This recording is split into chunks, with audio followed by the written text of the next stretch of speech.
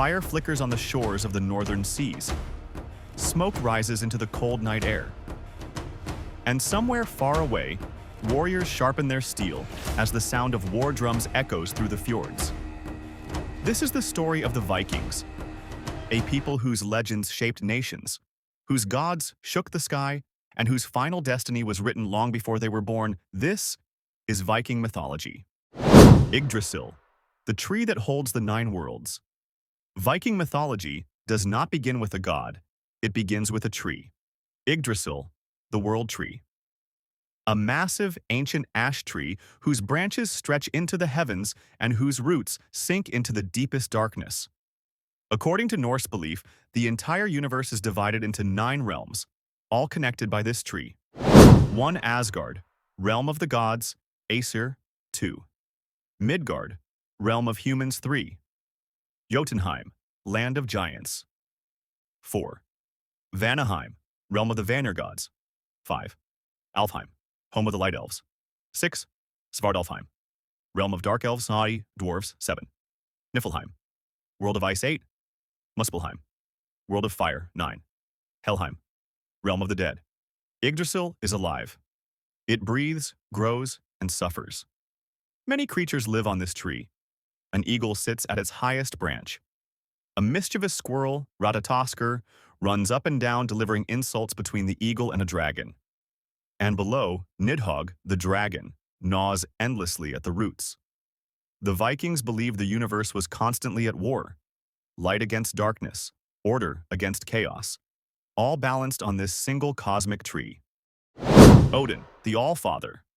If Yggdrasil is the body of the universe, then Odin is its mind. Odin is not just the god of war, he is the god of wisdom, sacrifice, and prophecy. The price of knowledge. Odin has only one eye. He sacrificed the other eye to drink from the well of wisdom, gaining the vision to see past, present, and future. But his greatest sacrifice came later. He hung himself on Yggdrasil for 9 days and nights, speared by his own weapon without food or water. Why? To understand the secret of the runes, the magic symbols that hold the power of knowledge and fate. Huginn and Muninn. Every morning, 2 ravens fly across the world. Huginn. Thought. Muninn. Memory. They return to Odin with news of every kingdom, battle, and storm. This is why Odin is called the All-Father, the one who knows everything. Valhalla. Odin chooses the greatest warriors who die in battle. They are brought by Valkyries to Valhalla, where they train every day for the final war, Ragnarok. Thor, the protector of mankind. Thor is not a king like Odin, but he is the strongest of all Norse gods. He is the thunder god, the stormbringer, the defender of Midgard. His weapon, Mjolnir, the hammer that summons lightning, destroys mountains, and always returns to Thor's hand. Unlike Odin, who relies on strategy, Thor relies on strength and courage. Why humans loved. Thor to Vikings, every storm was Thor's battle. Every lightning strike, a blow from Mjolnir. Every thunder, Thor fighting giants. Every sudden storm, Thor protecting humans. He was not just a god, he was a guardian. Loki, the trickster who breaks fate. Loki is the most unpredictable character in Norse mythology. A shapeshifter, a liar, a trickster, but also a genius. Sometimes Loki helps the gods. Sometimes he ruins everything. He is neither evil nor good. He is chaos. Loki's children. Loki's children are some of the most feared creatures. Number 1, Fenrir, a giant wolf destined to kill Odin. Number 2, Jormungandr, the world serpent that encircles the oceans. Number 3, Hel, ruler of the realm of the dead. The gods fear them, because all 3 play a major role in Ragnarok. Ragnarok, the end of all things. Viking mythology is not a story of eternal peace. It is a story with a beginning and an end. Ragnarok, the final battle, the day the gods themselves fall. According to prophecy, the sun will turn black, the earth will shake, the oceans will rise, Monsters will break free, and the sky will tear open. Fenrir will swallow Odin. Thor will kill the world serpent, but take only 9 steps before falling dead from its venom. Loki will fight Heimdall, and both will die. A great fire will consume the world.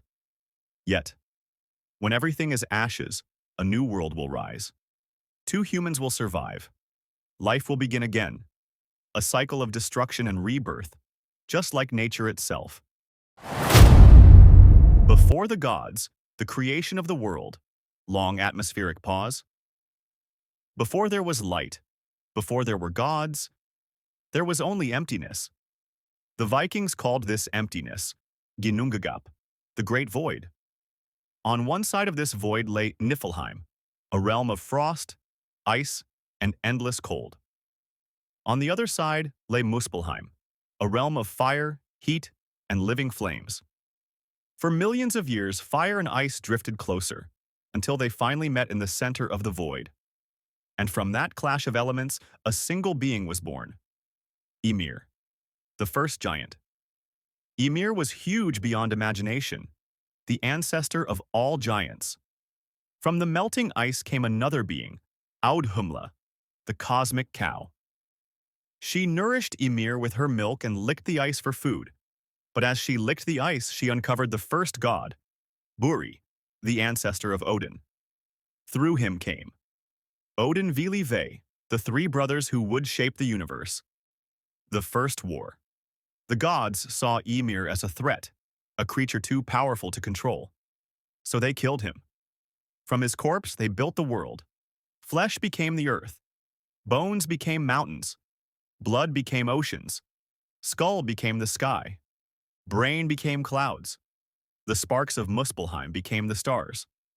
The gods then created humans from 2 driftwood trees. Ask, the first man. Embla, the first woman. They gave humans breath, mind, hearing, sight, and warmth. Thus began the age of Midgard.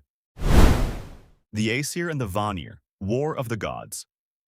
Not all gods were the same. The Vikings believed in 2 main tribes of gods.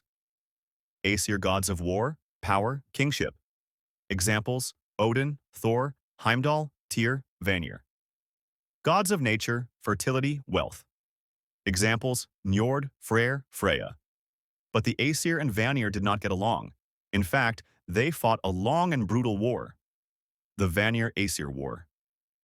You might imagine gods as perfect beings. But in Norse mythology, gods make mistakes. And those mistakes start wars. When both sides realized neither could win, they made peace. To seal the truce, the Aesir sent Honir and Mimir to the Vanir. The Vanir sent Njord, Freyr, and Freya to Asgard. This exchange united the gods into one pantheon, but it also introduced 2 of the most powerful characters in all Viking mythology: Freya, goddess of love and war, beautiful, fierce, and feared. Half of all warriors killed in battle go not to Odin, but to Freya's hall, Folkvanger. Freyr, lord of peace and fertility. A kind god, but destined to make a tragic mistake in Ragnarok. Giants, the eternal enemies. The word giant in Norse mythology doesn't always mean big. It means ancient, powerful, chaotic. Jotnar, the giants. They represent storms, nature, darkness, wildness, the unknown. The giants are not always evil. They are simply uncontrollable forces. The gods and giants intermarry, make alliances, and even raise children together. Odin himself descends from giants. But no matter how close they become, their fate always ends in violence. Because the giants represent the chaos that the gods cannot destroy forever. Heimdall, the Watcher of the Gods. High on the edge of Asgard stands Bifrost, the rainbow bridge that connects the realms. At its entrance waits Heimdall, the ever-watchful guardian. He can hear grass grow, wool stretching on a sheep, and footsteps from 100 worlds away. He needs almost no sleep. He is the enemy of Loki, and in Ragnarok, the 2 are destined to kill each other. Heimdall carries a horn called Gjallarhorn, and when he blows it, the world ends. The death of Balder, the event that begins. Ragnarok. Balder, son of Odin, was the most beloved god in all of Asgard. Pure, kind, light itself. The gods loved him so much that they vowed to protect him. His mother, Frigg, asked every plant, animal, metal, stone, every living thing to promise never to harm Balder. All agreed, except one, a small, harmless-looking plant, mistletoe. Loki discovered this weakness and crafted a weapon from it. He gave the mistletoe spear to Balder's blind brother Hoder and guided his throw. The spear struck Balder in the heart. The god of light fell dead. The entire universe shook. The gods knew at once. This is the beginning of the end. The binding of Fenrir. Fenrir, the wolf son of Loki, grew too powerful and too angry. The gods feared him, so they tricked him. They asked if he wanted to test his strength by breaking a magic chain. Fenrir agreed, but only if a god placed a hand in his mouth as a sign of trust. Only one god stepped forward, Tyr. When the chain tightened and Fenrir realized he was trapped, he bit Tyr's hand off. The gods buried Fenrir deep underground until Ragnarok. There, he waits, growing stronger each day,